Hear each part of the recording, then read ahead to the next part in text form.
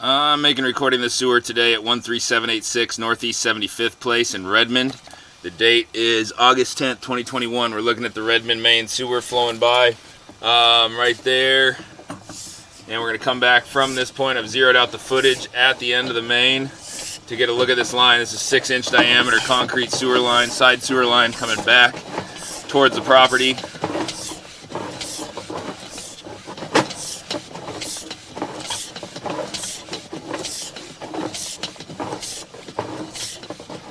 Slight turn. And the reason I wanted to make this second video today was to send it to Redmond to see what the requirements would be for that connection point at the top of the line. I don't believe that is the neighboring sewer at all. I believe that's some sort of old riser or possibly a clean out. It's just off property. Located it near the curb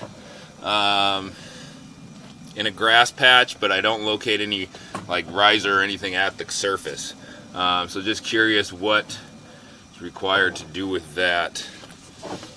We're going to call it 25 feet of 6-inch diameter sewer line off property. As we come back onto the property now, we come into 4-inch diameter sewer line.